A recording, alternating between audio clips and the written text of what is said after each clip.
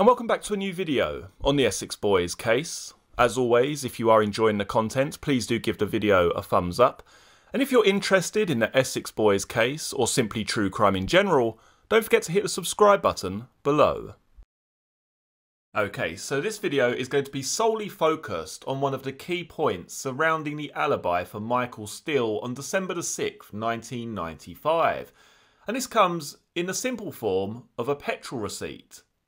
This alibi is shared in more detail in the book Blogs 19, where it states the following. That Court 2 at the Old Bailey might be witnessing an almighty miscarriage of justice seemed even more likely when on his third day in the witness box, Michael Steele finally shared his alibi for the night of the murders. At 5:01 PM on the 6th of December 1995, the exact time that Nichols claimed Steele had pulled up outside the motorcycle shop in Marks Tate in his red Toyota Hilux, Steele had concrete proof that he was somewhere else. Graham Parkins produced a credit card receipt signed by Steele showing he was buying petrol from a Texaco garage on the A120 some 8 miles and at least 20 minutes away. Furthermore, the till receipt showed that Steele was buying 4-star petrol. The Hilux, the vehicle in which Nichols claimed he arrived at the rendezvous, ran on diesel. As far as alibis go, it was about as strong as they come, and Steele knew it. It's rock-proof, shock-proof and everything else, he said. We then drove to Tesco's and I waited in the car while Jackie went in and bought a couple of bottles of wine. From then we drove to the village of Bullfan near Brentwood where we picked up the boat trailer from the house of Dennis Womes, Jack's uncle. We arrived at the house and knocked several times, but there was no answer, so I hitched up the trailer and drove home. Steele told the jury that he and Jackie Street arrived home at Oaklands at 7:25 PM. 5 minutes later, Steele's sister-in-law and her daughter arrived to view the property with a view to possibly buying it. "Did you go to Rettendon on that night?" asked Parkins. "Nowhere near Rettendon," Steele replied confidently. "We came straight home." Okay, now from here we move to the summing up in court document where the judge is basically giving an overview of all the evidence heard thus far in the trial of Michael Steele and Jack Womes. It's at this point he is talking about the alibi or the whereabouts of Michael Steele on December the 6th, 1995, where it states the following. "I'd seen Jack at 4 o'clock at Oaklands in his transit van pulling the trailer with the tractor on to go to Meadow Cottage. I had to give him a set of keys. The tractor was dropped there. I had expected Jack and I to be the ones going to Bullfan. Jack told me he had made an arrangement with Nichols to pick up the Passat, so I decided to go on my own to Bullfan. Jack told me where it was exactly.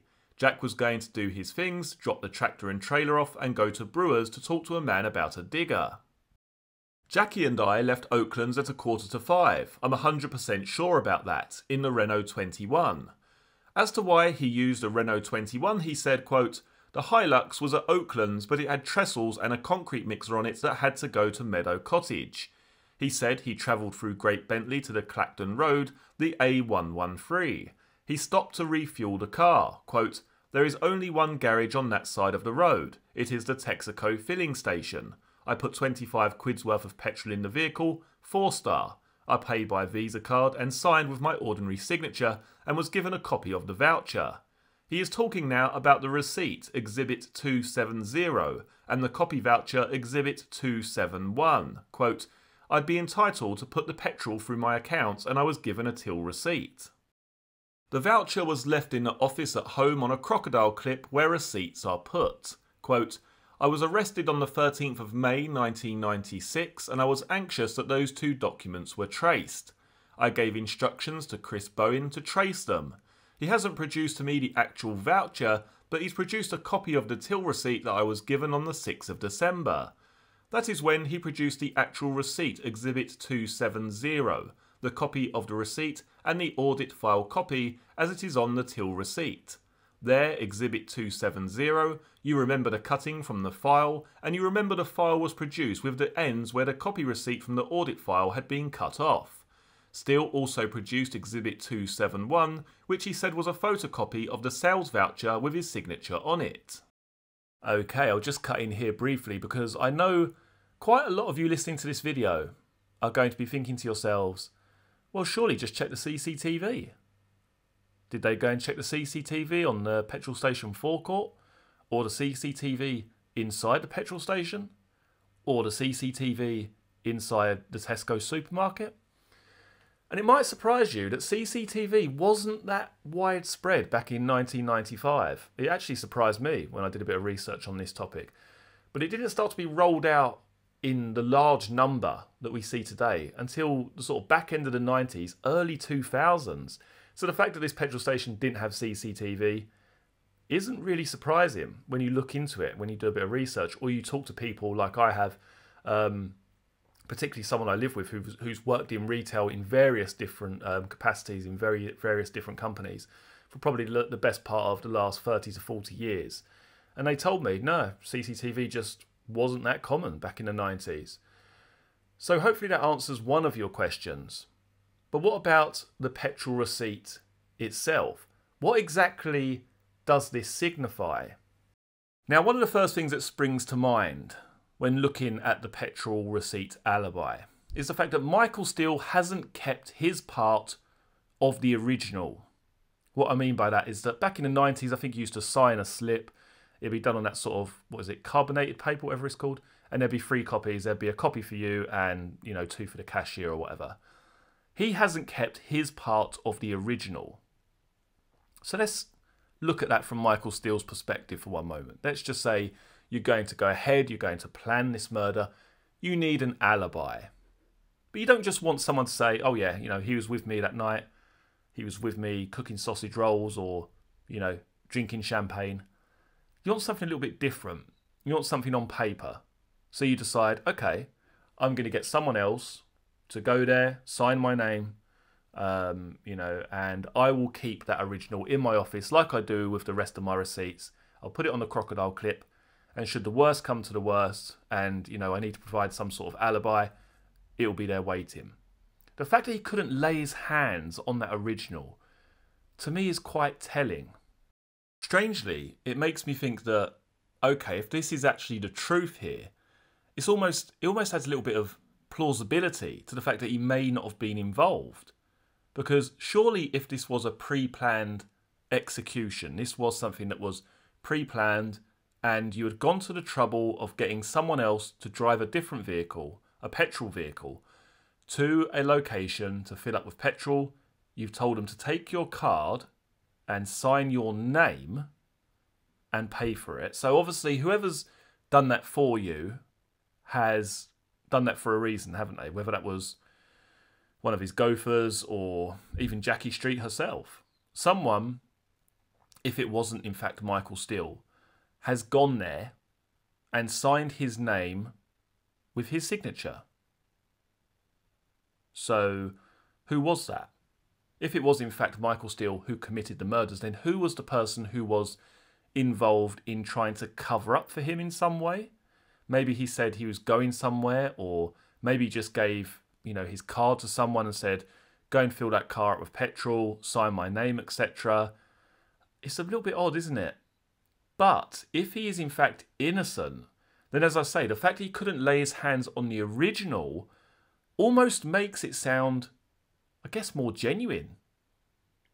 To me it does anyway. If he's not involved in this at all, then why would he be able to lay his hands on the original? It's quite possible that, yeah, he may have kept it for VAT reasons or whatever else. But there's also that, possibility, a great deal of possibility that it wasn't really that important, so it could go missing. It's really weird, isn't it? It's very, very strange. It gets a little bit stranger when we look at the nuts and bolts of this alibi in a short while time. But there's so many ways you can actually look at this. So first of all, let's look at it in terms of Michael Steele being completely innocent of the murders. So let's assume that this petrol receipt is genuine. The fact that Michael Steele was in fact at 5:01 PM on December the 6th, 1995 at a petrol station with Jackie Street, filling up the Renault with 4-star petrol. Now, as I just said earlier, what lends a little bit of credibility to that is the fact that actually he hasn't got the original. He hasn't got the original receipt. Why would it be that important if it was just another day, was just another evening, going out, getting some wine, filling up the car with some petrol. You took the receipt home, you put it in your office on the crocodile clip, but somewhere over the last few months, it's gone missing. And when you get arrested, you think, Christ, thinking back to that day, well, I went and got petrol, didn't I? So yeah, I couldn't have been there. I think what he did on December the 6th, if he is in fact innocent, would have stuck in his mind. It would have stuck in his mind. We need to remember that after this murder, there was a great deal of contact between Sarah Saunders and Michael Steele on the telephone, on the days after the murders.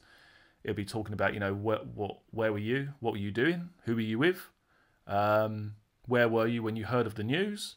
I guess you'd be looking back, wouldn't you? Thinking, Christ, where was I when that happened then? When they believed they were killed, what was I doing? Where was I? Who was I speaking to? So the fact that he could remember that, to me, is quite normal.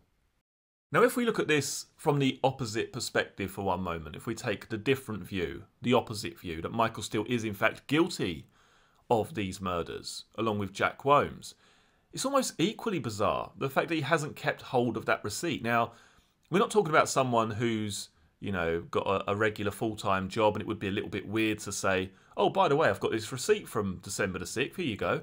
This was someone who ran his own business, so it would be commonplace to keep receipts for VAT, etc., etc. Yet, the original, he didn't keep hold of, or he lost. Now, someone who seems to be quite switched on in terms of Michael Steele and the way he, conducts his business, his smuggling, etc., seems to be quite cautious, quite a switched on guy.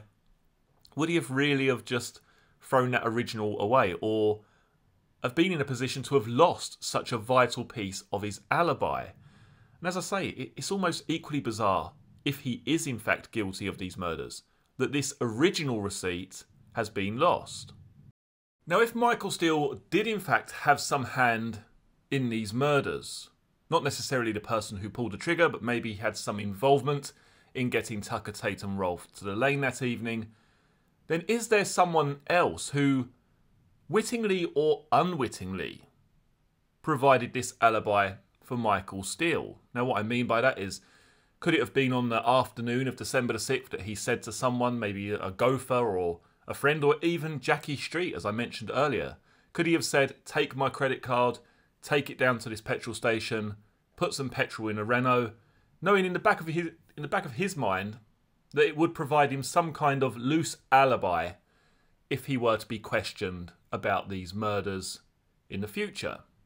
At the end of the day, it's quite simple. Either Michael Steele was there buying the petrol as he claims, it was him who signed the credit card slip at 5:01 PM, meaning that Darren Nichols' version of events is complete rubbish, or someone else was sent there on his behalf to sign his name at that petrol station at 5:01 PM to provide, as I say, almost a loose alibi. What I do find quite odd, though, is that if Michael Steele in fact was involved in those murders, or if he pulled the trigger, then would that person lose a vital piece of his alibi? I mean, he didn't know for sure that they could go back to this Texaco station and find a copy of that receipt many, many months after the event. Surely if you actually pulled the trigger, one of the key things would be to keep hold of that very receipt. Lock it away somewhere. How could you possibly lose something which was so vital if it all came on top? To understand why the jury did not believe the alibi for Michael Steele concerning the petrol receipt and the trip to the forecourt at 5:01 PM on December the 6th, we will conclude with the following part from the book Blogs 19, where it states the following. In September 1996, 5 months after their arrest and exactly a year before the trial had begun, Michael Steele and Jack Womes had appeared at Belmarsh Magistrates Court for a committal hearing. After a week of evidence, the trial was passed on to the Crown Court and the trio were told they had 7 days to file notice of alibi. If they had witnesses or any evidence that proved they could not be responsible for the murder, they had only a week to submit it. The rule is a simple extension of the caution given to anyone who is arrested. that while they have the right to remain silent, if they later in court rely on something that they have not previously mentioned, the jury can be made aware of this. In other words, if rather than explaining their actions or whereabouts straight away, they appear to have gone away and had a good think about the best possible excuse, then the jury has a right to know. For Steele and Wombs, their alibis had seemed straightforward enough, if slightly weakened by the fact that their only witnesses were relatives. What weakened them far more was the revelation that the pair had not submitted their alibis until July 1997, more than 10 months late and just 8 weeks before the start of the trial. Not only that, but under close scrutiny, Steele's shockproof, rockproof alibi quickly began to crumble. The till receipt didn't necessarily relate to the credit card slip. Anyone could have bought the petrol at that garage at 5 PM. If you would like to learn more about the Range Rover murders, then click on the video in front of you now. You will also see the Essex Boys playlist, which has all of the videos concerning this case in one convenient folder. Many thanks for joining me for this video. I look forward to seeing you all again for the next one. Take care. Cheers.